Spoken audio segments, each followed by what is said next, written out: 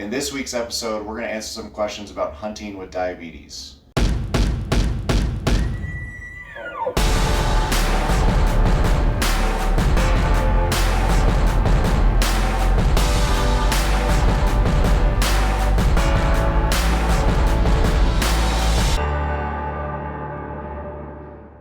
Hunting with diabetes is a little bit more complicated, and I have to really be prepared. Living with diabetes is always an act of balancing and maintenance. So diabetics have to maintain their blood sugar to an appropriate level, and I do have an insulin pump that alters its rates to try to keep me where I'm supposed to be. But with the physical exertion, oftentimes that is not enough. And so when I pack, I always try to have snacks ready for me to be eating wherever I am. And actually, I've recently upgraded my pack so I have a little pouch full of just snacks that I can just pound at any moment on the trail. And I try to focus on snacks that give a high glucose delivery rate and can be sustained to last over a long period of time. How do I manage caloric intake and blood sugar at the same time? That's a really tough thing to do. So what I do is I typically pack daily meals in gallon Ziploc bags, and that's kind of what I set aside for that specific day. And that's the caloric intake that I try to have for the day. So I would have a breakfast, snacks during the day, and a solid dinner at night. But I always make sure I pack extra food and extra low supplies in addition to those, just in case I need it. Sometimes you end up burning up more calories in that day and you just need more. And so I dip into that, my low supplies, anytime that my daily supply does not cover it. I usually take 1 vial of insulin, which will last me a couple of weeks. I always just try to make sure I pack the insulin in a spot where it's not going to just really soak up a lot of heat. So I put it deep in my backpack. I make sure that it doesn't get too cold, because insulin will, if insulin freezes, it loses its capability to work effectively in the body. So I try to keep it at an appropriate temperature as best as I can.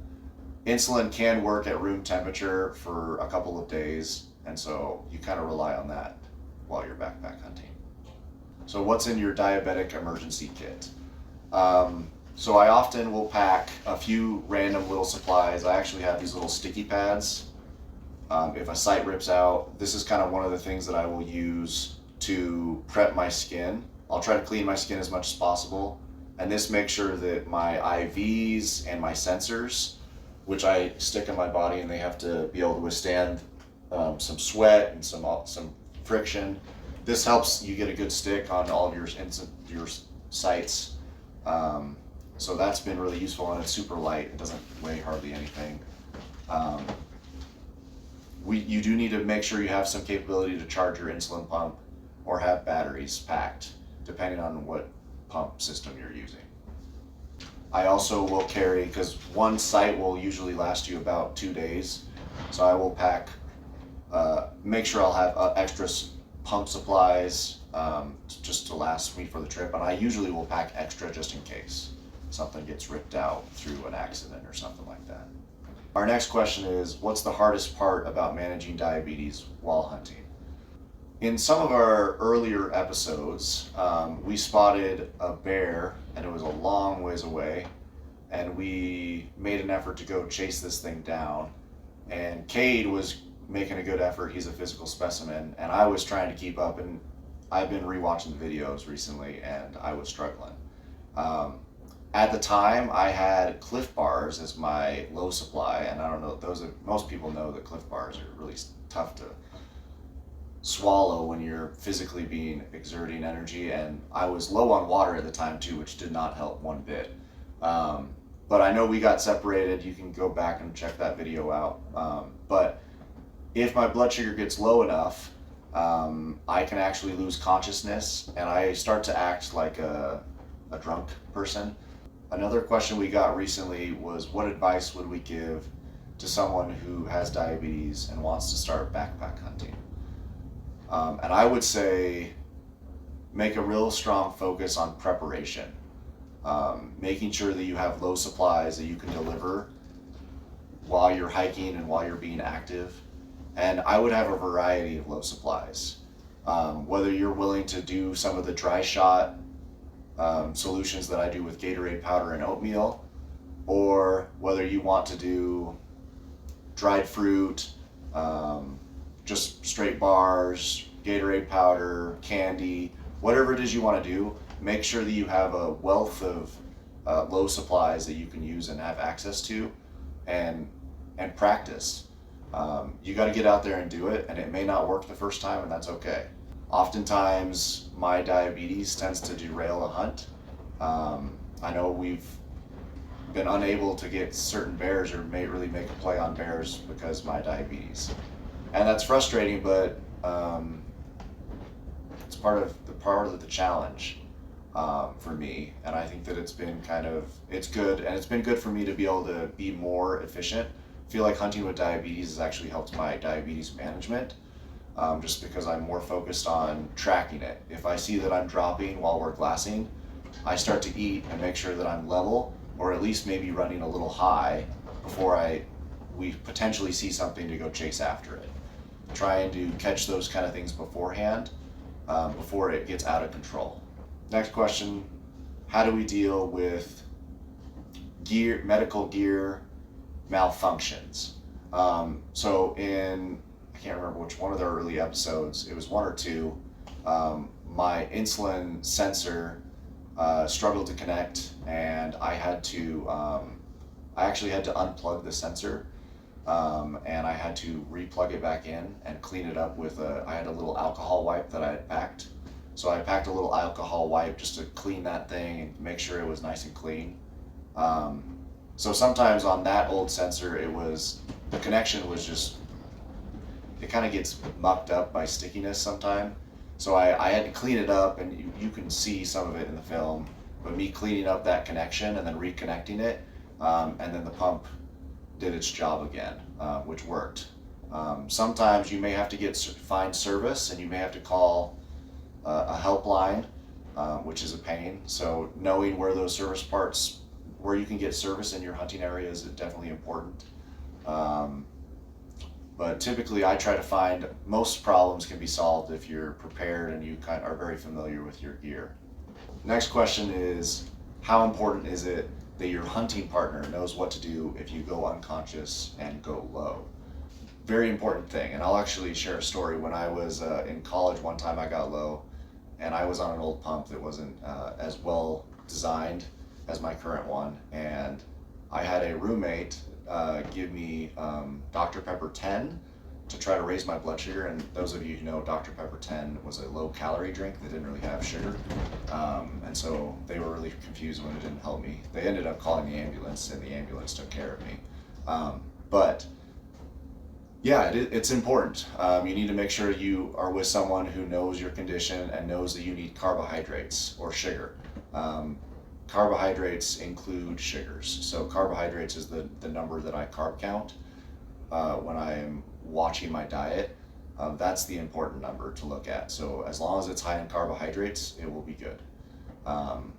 Different types of food enter the bloodstream faster or slower. Usually liquid carbohydrates enter a lot faster. It's more of a spike, whereas complex carbohydrates are more of like a slow impact to the bloodstream. So knowing what type of carbohydrates you're doing can have an impact too. Question is, what can you do now or months in advance in order to get ready for a backpack hunting trip as a diabetic? And I think that you kind of just need to get your gear, your supplies, and your rates kind of tested out. So I would recommend that if you're going to go backpack hunting, you would try to get if you're going to adjust your rates on an insulin pump, I would adjust your rates and do ruck training. Go on ruck runs and use your trial rates that you're going to test out, and try to mimic whatever the physical exertion level that you're going to do on the hunt, and try to get a feel for how your blood sugar runs when you participate in that activity. So that was one of the things that I did on before my first trip, and I think it really helped me kind of like fine tune those adjustments to get them where I needed. When I was in preparation for my first trip, I actually designed a bunch of different modified basal rates to kind of get a feel for where I was going to be at, and I tested those out on different ruck runs. And those little sessions of rucking, I strapped on my backpack with I think like 50 pounds in it, and I would just go on runs, up and down mountains, taking laps, just around town, jogging around the city. So doing that kind of thing really helped me kind of fine tune and see, like the first time I did it, an 80% reduction, and I was high most of the time. But at 60%, I was going low. So you just got to find the right reduction rate and it's a little bit of a balancing act. And I think I would suggest testing it beforehand so that you don't get stuck on the mountain when it's time to go chase bears and you're stuck with bad rates that don't give you good results. Our last question is, what motivates you to keep hunting despite your challenges of diabetes? I would say that I really love hunting because of its pursuit. And yes, it is very challenging, but it really makes you savor and enjoy the success when you get it even more. Because it is challenging. And I think that it really just makes me feel like I earned it even more than most people. The fact that I'm hunting with diabetes is a significant challenge, and I kind of enjoy it. I've always had a passion for the outdoors and animals, and I've always had a passion for challenging myself. Diabetes is a real struggle, and it's something that is just another layer of complexity that I have to manage. But I think that everyone has different layers of complexity. Some people maybe have a few extra pounds that really limit them. I know in one of our videos we ran into this guy who he was a veteran, and his airflow was restricted, and me and Kate helped him pack out some meat, but he was out there. He was still doing his passion despite his struggle, and that was it's inspiring to see someone who really continues to fight through and continues to practice and work through whatever their personal struggles is. And I think that I just want to be an example to people and not be restricted. And people, it's a choice. And the only person you should compare yourself to is you. You need to just continue to improve through minor little steps here and there. So if you're interested in watching more, you can go check out our hunting videos. We're posting videos on the weekly, and we have lots more hunting films coming out, and we've got lots more trips planned. Continue to ask questions if you have more questions. We will try to answer them as best as we can. If you like this content, please subscribe, follow along on Instagram, and don't forget about our giveaways. They'll be in the link down below. But we do it cumulatively, so any sort of content interaction can get you entered, and you can continue to gain more and more entries the more you interact with our content.